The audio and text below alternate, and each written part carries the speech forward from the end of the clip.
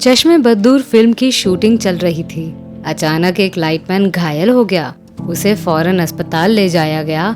Lightman का इलाज शुरू हुआ और फिल्म की शूटिंग भी शुरू हो गई।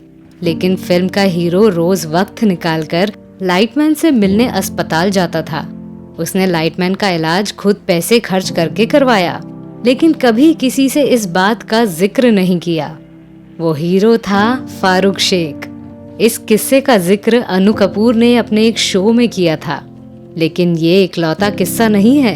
फारूक शेख वो एक्टर थे जिनके भीतर के नरम दिल इंसान पर फिल्मी दुनिया की चकाचौंध कभी हावी नहीं हो पाई। फारूक का जन्म मुंबई के एक वकील मुस्तफा शेख और फरीदा शेख के यहाँ बड़ौदा गुजरात के अमरोली में हुआ। उनके परिवार वाले जमींदार थे और उनका पालन पोषण शानदार परवरिश में हुआ। वो 5 भाई बहनों में सबसे बड़े थे। उनकी पढ़ाई सेंट मेरी स्कूल मुंबई और फिर सेंट जेवियर्स कॉलेज मुंबई में हुई। उन्होंने कानून की पढ़ाई सिद्धार्थ कॉलेज ऑफ लॉ में पूर्ण की। बहुत कम लोग जानते हैं कि फारूक साहब ने 26/11 के आतंकी हमले में मारे गए एक शख्स के परिवार की बरसों तक मदद की। इस हमले में ताज होटल के एक कर्मचारी ने अपनी जान गंवा दी थी। उस कर्मचारी की कहानी उन्होंने द इंडियन एक्सप्रेस अखबार में पढ़ी और साल दर साल उसके घर वालों को आर्थिक मदद पहुंचाते रहे, अपनी पहचान उजागर किए बिना। फारूक शेख ने हर किस्म की फिल्मों से दर्शकों का मनोरंजन किया। वो उन चुनिंदा अभिनेताओं में हैं जिन्होंने समांतर सिनेमा के साथ साथ कमर्शियल सिनेमा में भी वही सफलता पाई। उन्होंने गंभीर, रोमांस, कॉमेडी, हर तरह की फिल्में की। उनकी लोकप्रियता का अंदाज इस बात से लगाया जा सकता है कि 70वें जन्मदिन पर 25 मार्च 2019 को डूडल बनाकर गूगल ने भी उन्हें सलाम किया था। फारूक शेख जैसे अभिनेता ने सीधे साधे भोले भाले रोल को जिस सादगी के साथ पर्दे पर उतारा है वो बेमिसाल है। आज भी लोग उन्हें उतना ही प्यार करते हैं जितना पहले करते थे। ज्यादातर फिल्मों में फारूक साइड एक्टर के किरदार में दिखते थे, पर उनकी पेशकश कमाल की रहती थी। फारूक शेख संपन्न परिवार से जरूर थे, मगर पिता के निधन के बाद उन्होंने छोटे भाई बहनों की जिम्मेदारी को अपने कंधों पर उठाया। उन्होंने रेडियो और टीवी पर कार्यक्रम किए, लेकिन सिर्फ पैसों के खातिर फिल्मों में काम करना उन्हें मंजूर न था। इसीलिए जिस जमाने में अभिनेता एक साथ दर्जनों फिल्में साइन करते थे, फारूक शेख एक बार में 2 से ज्यादा फिल्मों में काम नहीं करते थे। 1978 में नूरी की कामयाबी के बाद कुछ ही महीनों में उनके पास करीब 40 फिल्मों के प्रस्ताव आए, लेकिन उन्होंने सारे के सारे ठुकरा दिए क्योंकि वे सब नूरी के ही तरह थे। फारूक शेख का नाम कभी किसी विवाद में नहीं आया, न ही किसी सह अभिनेत्री या हीरोइन से उनका नाम जुड़ा। वे पूरी तरह से पारिवारिक इंसान थे। उन्होंने ईश्वर में सदा विश्वास किया।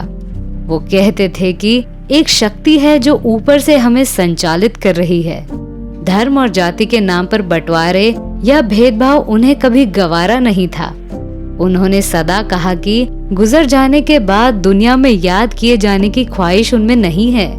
वो कहते थे कि ये जिंदगी एक उत्सव है और अपने रियलिटी शो जीना इसी का नाम है में जिंदगी का ही जश्न मना रहा हूँ।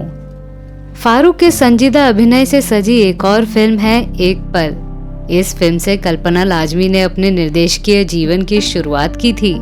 ये फिल्म सिनेमाघरों में ठीक से प्रदर्शित नहीं हो पाई थी, सिर्फ फिल्म फेस्टिवल की शोभा बनकर रह गई। गुरुदत्त के भाई आत्माराम के सहयोग से बनी इस फिल्म में फारूक जी ने उम्दा रोल निभाया था। उनकी अधिकांश फिल्में कला फिल्मों की श्रेणी मानी जाती है। नसीर शबाना दीप्ति नवल के साथ फारूक की उपस्थिति फिल्म को एक अलग गति देने में समर्थ है। फिल्म लोरी, अंजुमन जैसी फिल्में इसके उदाहरण हैं। मुजफ्फर अली ने फारूक को 3 फिल्मों गमन, अंजुमन और उमराव जान में निर्देशित किया है। इनमें से उमराव जान फारूक को एक श्रेष्ठ अभिनेता के रूप में स्थापित करती है। वैसे अभिनेत्री रेखा के बारे में तरह तरह की कहानियां किस्से सुनकर पहले वो काम करने के लिए तैयार नहीं थे। बाद में रेखा उन्हें उम्दा अभिनेत्री लगी। चश्मे बद्दूर के सफलता के बाद उन्होंने सई परांजपे की कथा फिल्म में काम किया।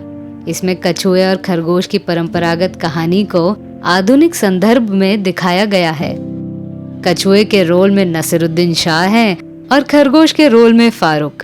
दोनों की मंजिल है दीप्ति नवल। फिल्म में कछुए की जीत बताई गई है। आमतौर पर डब्बू किस्म की भूमिकाएं निभाने वाले फारूक ने इसमें एक तेज तरार युवक की भूमिका निभाई और नसीरुद्दीन जैसे अभिनेता से जमकर टक्कर ली। फिल्म बाजार 1982 में प्रदर्शित हुई थी। इसे सागर सरहदी ने निर्देशित किया था। इसमें फारूक ने गरीब बेरोजगार मुस्लिम युवा का रोल संजीदगी के साथ निभाया। नसीर और स्मिता जैसे कलाकारों की उपस्थिति के बावजूद फारूक को नोटिस किया गया। उन्हें गर्म हवा, शतरंज के खिलाड़ी, गमन, नूरी, चश्मे बद्दूर, साथ साथ कथा और बाजार जैसी फिल्मों के लिए हमेशा याद किया जाएगा। और सिर्फ फिल्में ही नहीं, फारूक शेख को टीवी और थिएटर में भी वही सफलता मिली। शबाना आजमी के साथ उनका प्ले तुम्हारी अमृता देश के सबसे मशहूर नाटकों में शुमार है। ये प्ले एक एक्सपेरिमेंट के तौर पर शुरू हुआ था। उन्हें भी अंदाजा नहीं था कि ये इतना लंबा चल जाएगा। फारूक शेख ने जी मंत्री जी में भी अभिनय किया और वही सफलता पाई। जीना इसी का नाम है। इस शो में जब उन्होंने होस्ट की कुर्सी पकड़ी तब भी वो सुपरहिट रहे। तो ऐसे थे फारूक शेख। वो हमेशा आम आदमी थे और हमेशा आम आदमी ही रहे। फिल्मी दुनिया की चकाचौंध, पार्टी, प्रचार में कभी डूबे नहीं। अपनी चाल से चले और अपनी पसंद के किरदार किए। उनके पत्नी का नाम रूपा जैन है और 2 बेटियां हैं। 27 दिसंबर 2013 को इस हस्ती का निधन हुआ था। तब फिल्म जगत गहरे सदमे में चला गया।